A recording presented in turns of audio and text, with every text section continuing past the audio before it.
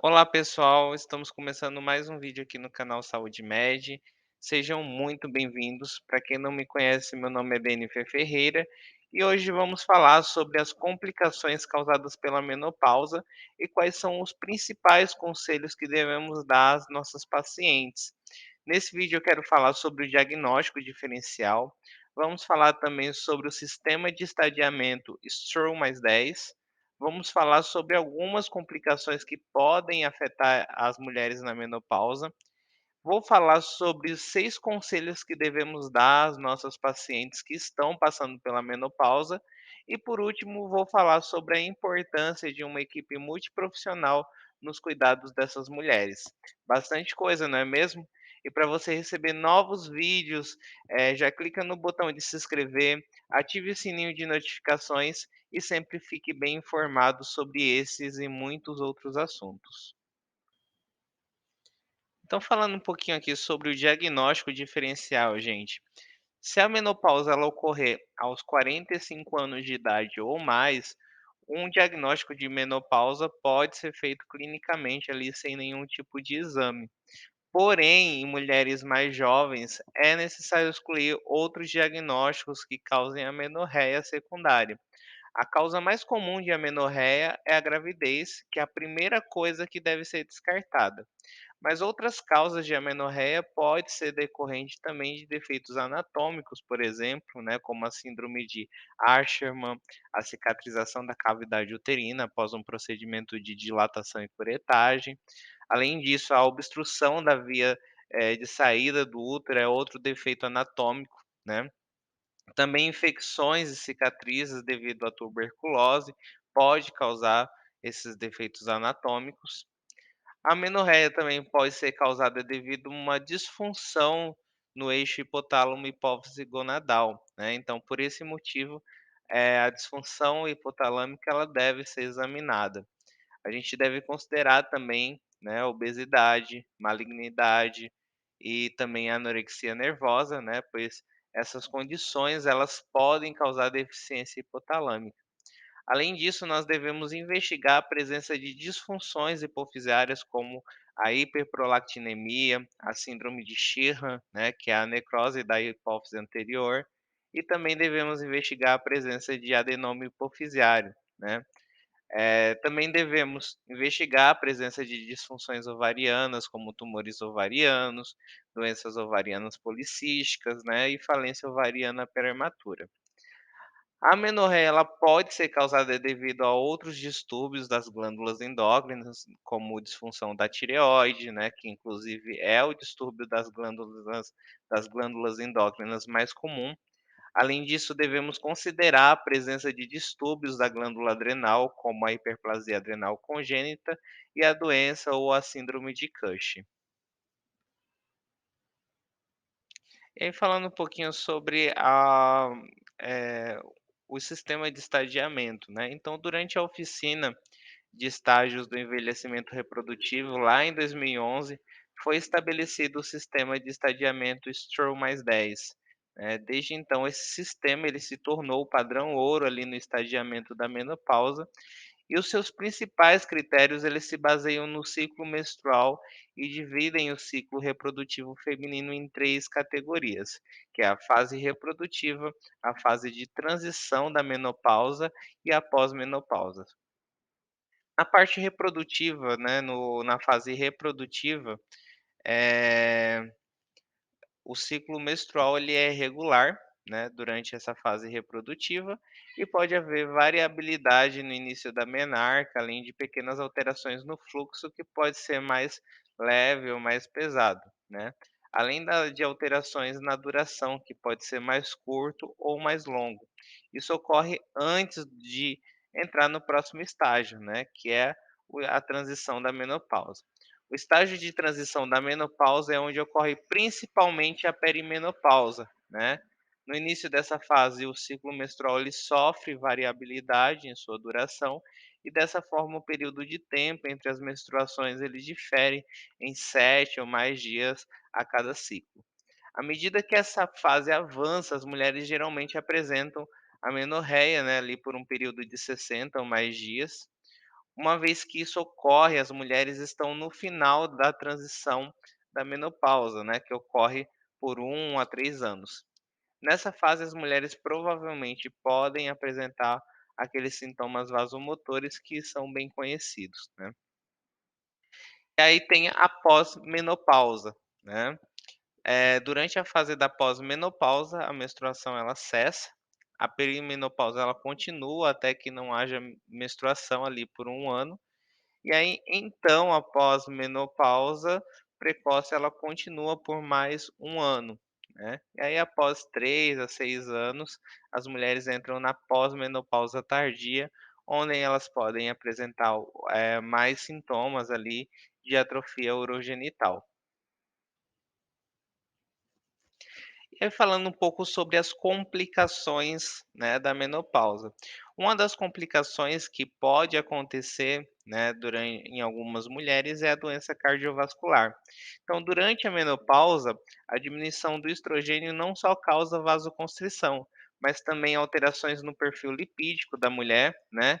Acontece, como consequência disso, as mulheres que passaram pela menopausa correm maior risco de doença cardiovascular, ou seja, doença arterial coronariana, né, acidente vascular cerebral, né, inclusive as taxas de doença coronariana são 2 a 3 vezes maior naquelas que atingiram a menopausa do que aquelas na mesma idade que não atingiram, né.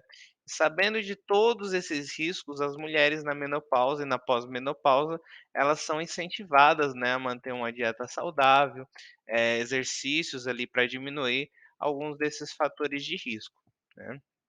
Outra complicação que ocorre, né, em algumas mulheres são a osteoporose. Então, mais de 250.000 mulheres na menopausa e pós-menopausa, elas são afetadas pela osteoporose, né. A característica perda óssea ou diminuição da densidade óssea na osteoporose acontece devido à deficiência de estrogênio nessas mulheres, né. Então, aos 40 anos, as mulheres começam a perder uma massa óssea a uma taxa ali de 0,3 a 0,5% ao ano. E durante a menopausa, as mulheres têm uma taxa aumentada ali de perda óssea, que ela sobe ali para de 3 até 5% ao ano, né, durante ali 5 a 7 anos. E aí, em estudos do Instituto de Saúde da Mulher lá dos Estados Unidos, a reposição hormonal ela foi o tratamento escolhido para diminuir as fraturas osteoporóticas, né. Não só este, mas vários outros estudos, eles mostraram que a terapia hormonal, ela é de fato protetora contra a perda óssea. Porém, existem riscos associados ao uso prolongado de terapia hormonal, né, como câncer do endométrio, câncer de mama, né, trombose venosa profunda, embolia pulmonar. Então, sabendo disso, a gente precisa buscar outras abordagens ali para diminuir o risco de osteoporose e lesões relacionadas, né. Entre essas abordagens podemos citar, por exemplo, a interrupção do tabagismo, né, a prática de atividade física, a suplementação de cálcio, né, além da instituição de tratamentos não hormonais, né, como o bifosfonatos, né, o denosumab, né, mais conhecido ali comercialmente por Prolia. Um ponto muito importante, gente, além do tratamento, é muito importante a mudança de hábitos, né, o aconselhamento ali das pacientes, né, ali orientar de forma correta e tem 6 conselhos que a gente precisa dar para essas pacientes, né, que vai fazer uma grande diferença na vida delas. E quais são eles? Então as pacientes elas devem ser aconselhadas primeiro de tudo a parar de fumar, né, não só aconselhadas, mas ajudadas, né, de fato, a cessação do tabagismo, né, interrupção do tabagismo, principalmente se houver o desejo de iniciar a terapia hormonal, né. Essas mulheres também devem se tentar obter ali em torno de 150 minutos de exercício cardiovascular, né, ali por semana, e 2 a 3 dias ali de exercícios de levantamento de peso, né. Procurar ali manter uma dieta saudável ali para manter um peso que seja saudável também, né. Conscientizar essas pacientes que a atividade sexual é algo normal, né, e a gente deve procurar essas mulheres devem procurar fazer, eh falar com um profissional e a gente tem que fazer com que essas pacientes se sintam à vontade, para falar com os profissionais de saúde, se tiverem, por exemplo, relações sexuais dolorosas, né, porque isso já acende o alerta ali para a gente, tomar as medidas, né, fazer o manejo correto. Além disso, o uso de algum método anticoncepcional, ele é recomendado por um ano, né, após o último período menstrual, né, durante as menstruações irregulares. E se tiver sintomas da menopausa, é muito importante a conversa entre médico e paciente, pois existem muitas opções de tratamento disponíveis, que com certeza uma dessas opções será de grande ajuda para essas pessoas, né, para essas mulheres. E para a gente concluir, eu quero falar um pouco sobre a importância de uma equipe multiprofissional, né? Embora a menopausa ela seja uma condição fisiológica e não uma doença, né? A gente viu aqui, a gente sabe que ela apresenta uma morbidade significativa, né? Além do aumento do risco de osteoporose e fraturas, as mulheres também têm o risco de doenças cardíacas, né? Além disso, os sintomas da menopausa são mal tolerados, né, e eles levam ali uma má qualidade de vida nessas pessoas. Ponto importante em ressaltar é que somente aquelas que não conseguem suportar os sintomas, elas devem ser de fato tratadas, tá? Infelizmente, muitos profissionais ali começaram a usar a menopausa como uma oportunidade para prescrever e indicar todos os tipos de tratamento, né, até sem evidências verdadeiramente sólidas. E aí, qual é o papel de cada profissional no manejo dessas pacientes? Bem, vamos começar por alguns, né. Então, os enfermeiros, quais são o papel deles, né. Os enfermeiros, eles são essenciais ali para orientar as pacientes sobre o aumento do risco de doença cardíaca, né, enfatizar a prevenção, né, dessas pacientes, é muito importante, né. Dentro de tudo isso, entra os nutricionistas que têm um papel ali de orientar a paciente sobre uma dieta saudável, né. Essas mulheres elas devem ser encorajadas a se exercitar regularmente, parar de fumar, manter um peso saudável, né. Como a menopausa também ela pode resultar em mudanças de humor, né, o apoio psicológico ali, ele pode ser uma boa opção.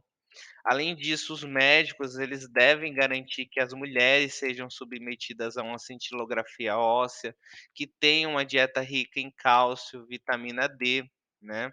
Nós farmacêuticos, né, eles devem ter o compromisso de aconselhar as mulheres a não tomarem produtos sem evidências, além de enfatizar a importância de fato delas buscarem uma orientação médica, né. Então, como podemos ver, existe muitas oportunidades, existe oportunidade de vários profissionais de trabalharem com essas pacientes, e somente com a abordagem de uma equipe multiprofissional é possível diminuir a morbidade da menopausa. E com isso nós finalizamos esse vídeo. Eu vejo vocês na semana que vem. Se você gostou, deixe o seu like. Lembrando vocês que também nós temos outros vídeos disponíveis no canal, que estão organizados em playlist, para que você possa acessar com mais facilidade os conteúdos. E também, gente, se tiver qualquer dúvida, pode deixar nos comentários que na medida do possível estarei respondendo. Então até semana que vem, um grande abraço a todos e até mais. Tchau, tchau.